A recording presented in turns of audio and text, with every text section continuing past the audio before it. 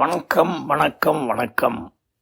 அன்பும் பண்பும் அறிவும் நிறைந்த உயிருக்குயிரான ரசிகர்களே, நேர்களே, நான் தான் உங்கள் அட்லாண்டா கணேஷ் வந்துவிட்டேன். உங்களுக்கு ஒரு புது இன்ட்ரெஸ்டிங் கதையை சொல்ல. ஓகேயா? ஓகே. கதையோட டைட்டில் ஆசைகள் பலவிதம்.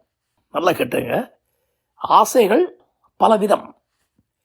அதாவது நம்ம கதாநாயகன் இருக்கானே, ரொம்ப பிரமாதமான கலைஞன், அதே நேரத்தில் நல்லா படிக்கிறவன், ஜோக்ஸை ரொம்ப ரசிக்கிறவன், இருந்தாலும் ஓரமாக ஒரு சாடிஸ்ட். சாடிஸ்ட்னா என்ன? அடுத்தவர்கள் துன்பத்தில் சந்தோஷமாக மகிழ்ச்சி அடைவது தான் சாடிஸ்டிக் ப்ளஷர் அப்படின்னு சொல்லுவாங்க. நம்ம கதாநாயகன் ஒரு சாடிஸ்ட். அப்படிப்பட்ட சாடிஸ்ட் பெயர் சந்திரமௌலி.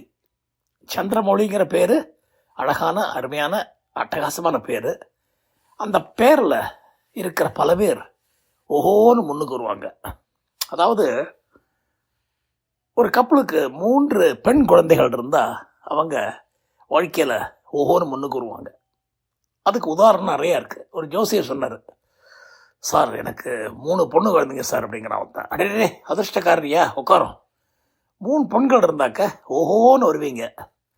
நம்ம டைரக்டர் விசு இருக்காரு, அவருக்கு 3 பொண்ணுங்க தான். அதே மாதிரி அவருக்கு 3, இவருக்கு 3ன்னு ஒரு 10 பேரை சொல்லி 3 பெண்கள் ஒரு கப்பலுக்கு பிறந்தால், தம்பதிகளுக்கு இருந்தால், அவர்கள் பெரிய லெவலுக்கு வருவாங்க. அந்த 3 பெண்களும் அதிர்ஷ்டத்தை கொடுக்கும். 3 மகாலட்சுமிகள் உங்களுக்கு வந்து விட்டார்கள்ங்கிற மாதிரி சொல்ல, அடே அப்படின்னு நம்ம கதாநாயகன் அசந்து போயிட்டார். எனிவே, இவருக்கு கொஞ்சம் சாடிஸ்டிக் ப்ளஷர்னு சொன்னேனே, அந்த சாடிஸ்டிக் ப்ளஷரில் என்னன்னு சொன்னால், வயது 47 இவருக்கு. இருந்தாலும் மனைவியை துன்புறுத்தி விவாகரத்து வாங்கினா அவள் எப்படியெல்லாம் மன கஷ்டப்படுறா, எப்படியெல்லாம் அழறா, எப்படியெல்லாம் துன்பப்படுறாங்கிறத பார்த்து ரசிக்கணும்னு ஒரு கொடூரமான ஆசை. பாவம், இப்படிப்பட்ட ஆசையை வச்சுக்கிட்டு அலையிறாரு நம்ம கதாநாயகன் சந்திரமௌலி. என்ன பாவம் முன்னாலும் அந்த பொண்ணு இவங்கிட்ட மாட்டிக்கிட்டு விவாகரத்து கொடுத்து இவன் ஃபோர்சிபிளா அவளை கெட் அவுட்னு சொல்ல, அவள் தயவு செய்து மன்னிச்சிருங்கன்னு சொல்லி காலில் விழ, அப்படிலாம் நினச்சி அப்படியே கனவு கனவு கனவு கனவு கனவுன்னு கனவாக போய்கிட்டு இருக்கும் இவனுக்கு. இப்படிப்பட்ட கராதகம் பாருங்க. இப்படியும் மனிதர்கள் இருக்காங்க. அடுத்தவர்களை துன்புறுத்தி அதில் சந்தோஷமடையும் ஆண்கள், பெண்கள். பெண்கள் நிறைய பேர் இருப்பாங்க, ஆண்கள் சில பேர் இருப்பாங்கன்னு நினைக்கிறேன். ஏன்னா ஆண்களுக்கு பாவம் அங்கே போகணும், அதை பண்ண இதை பண்ண, சம்பாதிக்கணும், இதை பண்ணணும், ஆஃபீஸில் பிரச்சனை, இங்கே பிரச்சனை, அந்த பிரச்சனையெல்லாம் சமாளித்து, வீட்டில் இருக்கிற பெரிய பிரச்சனைகளை சமாளித்து அவன் தேறி வரத்துக்குள்ளே அவன் ஜென்மம் முடிஞ்சிடும்.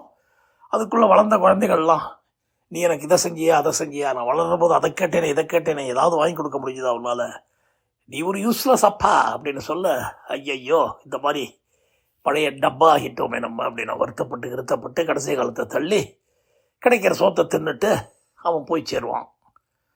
அதே மாதிரி தாய்மார்கள்லாம் சமையலறையிலேயே இருந்து அதை பண்ணி இதை பண்ணி அதே நேரத்தில் வேலைக்கும் போய்கிட்டு வந்துக்கிட்டு குழந்தைகள் வளர்த்து தான் தான் செய்கிறேன், நான் தான் செய்கிறேன் எல்லாத்தையும் சொல்லிக்கிட்டு அலைஞ்சு அவங்க கடைசியில் தள்ளாத வயசில் இவ்வளவோ செஞ்ச குழந்தைகளுக்கு அதான் இன்றைக்கி திரும்பி கூட பார்க்கலையே அப்படின்னு சொல்லிட்டு புலம்புவாங்க.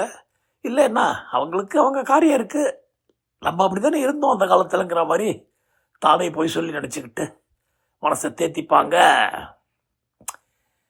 இப்போது இந்த கதையோட 47 வயசு கதாநாயகன் மனைவியை விவாகரத்து பண்ணி அவளுக்கு ஒரு துன்பம் கொடுத்து, அதாவது காரணமே இல்லாமல் திடீர்னு ஒரு நாள் வரணும், இது பாரு உனக்கு எனக்கு ஒத்து போக மாட்டேங்குது, என்னவோ தெரியல, நீ நானும் சேர்ந்துருப்போம்னு எனக்கு தோணலை, ஸோ நான் என் வக்கீலை பார்த்து பேசி உனக்கு ஒரு டைவர்ஸ் நோட்டீஸ் வரும், ஒன்று தர பண்ணாமல் கையெழுத்து போட்டு கொடுத்தேன்னா ஓகே, இல்லைன்னு சொன்னால் உன்னை பற்றி இல்லாத பொல்லாத சொல்லி ஊர் உலகத்துக்கே நீ வந்து ரொம்ப அவன் அப்படியே ஷாக் ஆகி நிற்க, என்ன தப்புண்ணோம் மண்டையை போட்டு உடைச்சிக்க. மனசுக்குள்ள ஒரு சந்தோஷம், அத்தியா தப்பே பண்ணாத ஒருத்தியே தப்பு பண்ணியிருக்க, எனக்கு ஒன்று பிடிக்கல அப்படின்னு சொல்கிற போது அவளுக்கு எப்படிலாம் துடிக்கிறாங்கிறத பார்த்து சந்தோஷப்படுற படவாயவன். அந்த மாதிரி கனவுகள்லாம் நிறையா. கனவுன்னா படுத்தான்னா போதும், கண்ணை மூடினாலும் இந்த கனவு தான். எப்படியெல்லாம் அந்த பெண்ணை துன்புறுத்துவதுங்கிறது அவனுக்கு வந்து ஒரு கலை மாதிரி ஆகிப்போச்சு கனவுல. ஸோ இவனுக்கு வந்து ஆஹா இதை பண்ணலாம் அதை பண்ணலான்னு, அதாவது சினிமா கதை எழுதி அதை வசனம் எழுதி இயக்கிற மாதிரி இவங்க வந்து ஒரு செல்ஃப் ரைட்டர், வசனகர்த்தா அண்டு கதை வசனம் இயக்கம் எல்லாமே இவன் யார் சந்திரமௌழி. அதுலேயும் முக்கியமாக இந்த பர்டிகுலர் பீஸை எப்படி பண்ணுறதுங்கிறதுல நிஜ சினிமாவில் இல்லாட்டாலும் மனசளவில் ஒரு சினிமாவை இவன் தயாரித்து மனைவியை டைவர்ஸ் பண்ணி கஷ்டப்படுத்தணுங்கிறதுக்காக இதெல்லாம் பண்ணும், என்ன பண்ணும், அதை பண்ணும், இதை பண்ணும் அப்படிங்கிறதெல்லாம் பிளான் பண்ணிட்டு வரான். அவன் குடும்பத்தில் ஒரு ஸ்பெஷாலிட்டி, அவருடைய 2 தங்கச்சிங்களும் கணவனை விவாகம் ரத்து பண்ணி விட்டார்கள். 3 குழந்தையை பெற்றப்புறம் இவனுடைய அப்பாவும் அம்மாவும் பிரிந்து விட்டார்கள். இந்த மாதிரி இவங்க குடும்பத்துக்கே ஒரு நல்ல பேர் உண்டு. அதாவது கல்யாணம் ஆகி 10 வருஷத்துக்குள்ளே இவங்க பிரிஞ்சிருவாங்கப்பா, தொந்தரவே இருக்காது இவங்களால அப்படின்ட்டு ஒரு நல்ல பேர் உண்டு. தைரியமாக அந்த குடும்பத்தில் கல்யாணம் பண்ணிங்க, 10 வருஷத்துக்குள்ளே உங்களுக்கு ஃப்ரீடம் கிடச்சிடும். வாழ்க்கை பூரா அல்லல் பண்ணோம், இவத்தோடய இருந்து ஒத்தியோடு இருந்துங்கிற அவஸ்தை கிடையாது. இந்த குடும்பத்தில் கல்யாணம் பண்ணிட்டாங்கிற மாதிரி ஊரெல்லாம் வலிச்சுக்கிட்டு சிரிப்பாளுங்க. அதே மாதிரி பெண்கள்லாம் ஆஹா ஆம்பளைங்களுக்கெல்லாம் நல்ல குடும்பமாக இருக்கே, அழகாக இருக்குங்க பொண்ணுங்க, ஏதோ ஒரு 8 வருஷம் இருந்துட்டு 10 வருஷம் பிரிஞ்சிடலாமே ஜாலியாக, அடுத்த பெண்ணை பார்க்க போயிடலாங்கிற மாதிரி ஆம்பளைங்க நினைப்பாங்க. இந்த மாதிரி பலவிதமான விஷயங்கள், ஆச்சரியமான விஷயங்கள் போய்கிட்டு கிடக்கும். ஸோ இதில் ரொம்ப இன்ட்ரெஸ்டிங் விஷயம், அவங்க தங்கச்சிங்க 2 பேரும் டிவோர்ஸ் பண்ணது தான். அவங்க தங்கச்சிங்க டிவோர்ஸ் பண்ணுறதுக்கு காரணம், ஒரு தங்கச்சி சொல்கிறா, இந்த மாதிரி இவர் வந்து பல விஷயங்களில் பொய் சொல்கிறாரு என்கிட்ட. அப்படியா, என்ன பொய் சொல்கிறாரு, என்ன பொய் சொல்கிறாரா, வர இன்கம் இவருக்கு வந்து 79,800 ரூபா வருது, ஆனால் எங்கிட்ட வந்து 40,000 தான் சம்பளம்னு சொல்லி 3 வருஷமாக என்னை ஏமாற்றிட்டு இருந்திருக்காரு. இப்படிப்பட்ட ஒரு ஹஸ்பண்டோட எப்படி நான் லைஃப்பை லீட் பண்ண முடியும்னு சொல்ல அவன் பதறி போய் ஐயோ அப்படிலாம் நான் பண்ணவே இல்லை, எனக்கு basic salary, DA allowance, commission இதெல்லாம் வரும், கமிஷன் சமயத்தில் மொத்தமாக சேர்த்துருவாங்க, அதை கூட உங்கள்கிட்ட சொல்கிறேன்னு சொல்ல, நோ அதெல்லாம் எனக்கு தெரியாது, எனக்கு தெரியாமல் உனக்கு 30,000 ரூபா மாதம் எக்ஸ்ட்ரா இன்கம் வந்திருக்குன்னு சொல்லி பாடாப்படுத்தி அவனை பைத்தியமாக்கி கடைசியில் டிவோர்ஸ் தான் பண்ண போகிறேன்னு சொல்லிட்டு பண்ணிட்டு, ஏன்னா பிகாஸ் அவளுக்கு வேற யாரையோ பிடிச்சி போச்சு, இவரை எப்படா கழட்டி விடுறதுன்னு பார்த்தா இந்த காரணத்தை கெட்டியாக பிடிச்சிக்கிட்டா.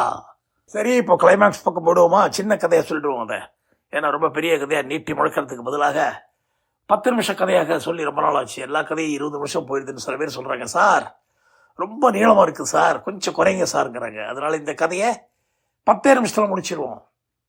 ஸோ நம்ம கதாநாயகன் சந்திரமௌழி, அவனுடைய ஒரே ஆசை அடுத்தவர்களை துன்புறுத்தி பார்ப்பது. அப்படிப்பட்ட சந்திரமௌழி இப்போது படத்தில் வச்சிருக்கிறது என்ன, ஏன்னா குடும்பமே டிவோர்ஸ்னு போகிறதுனால இவனும் திடீர்னு காரணமே இல்லாமல், அதுவும் ஏஆர் ரஹ்மான் ஒய்ஃபை டிவோர்ஸ் பண்ணுறாருன்னு யூடியூப்பில் பார்த்த உடனே ஆஹா நல்ல மனுஷன் சொல்கிற ஏஆர் ரஹ்மானே அப்படின்னாக்க என்ன காரணம் தெரியல மண்டையெல்லாம் போட்டு உடச்சிக்கிட்டு, இதுதான் கரெக்ட் டைம், நமக்கும் டைம் வந்துருச்சு, டிவோர்ஸ் பண்ண வேண்டியதுதான் அப்படின்னு சொல்லி முடிவு பண்ணி அன்றைக்கி ஃபுல்லாக ஆஃபீஸில் பிளான் பண்ணுறான். எப்படி பண்ணணும், என்ன பண்ணணும், அதை பண்ணணும், இதை பண்ணணும், இப்படிலாம் பண்ணி. ஆனால் அந்த முட்டாப்பைய ஒன்றே மறந்து விட்டான். எதை, என்னன்னு யோசிச்சு பாருங்களேன், நீங்கள் சொல்லுங்களேன் எனக்கு ப்ளீஸ்.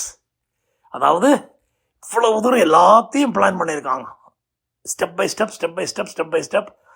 அந்த மனைவி எப்படியெல்லாம் துடிக்க போகிறா, எப்படியெல்லாம் அழப்போகிறா, எப்படியெல்லாம் கதறப்போகிறா, என்னெல்லாம் ரியாக்ட் பண்ண போகிறா, அதெல்லாம் நம்ம வீடியோ கூட எடுத்து வச்சுக்கிட்டாக்க எப்போவும் பார்த்து ரசிக்கலாம் அப்படிங்கிற குரூர குணம் கொண்டவன் ஒன்றை மட்டும் மறந்துட்டான். அது என்னன்னு நீங்கள் சொன்னீங்கன்னா உங்களுக்கு ஒரு பெரிய பரிசு காத்திருக்கு, கூடிய சீக்கிரம் சொல்லிடுங்க, ஓகேயா? நான் 100 எண்ணத்துக்குள்ளே சொல்லுவீங்களா? 1 2 3 4 என்னது கதையில்லாமல் நம்பர் என்றியா? சரி சரி சரி, சஸ்பென்ஸை உடைச்சிட்டமா? என்ன சஸ்பென்ஸு, ஏது சஸ்பென்ஸுங்கிறது சொல்லிருட்டமா? இந்த கட்டுவார்த்தை சொல்லி திட்டுறிய, சீக்கிரம் சொல்லுங்கிற. சரி சரி சரி சரி, இவ்வளவெல்லாம் பிளான் பண்ணவனுக்கு 47 வயசு வரைக்கும் கல்யாணமே ஆகலை. அதுதான் சஸ்பென்ஸு. கதை முற்றும். அடுத்த கதையில் சந்திப்போம். நன்றி, வணக்கம். உங்கள் அட்லாண்டா கணேஷ்.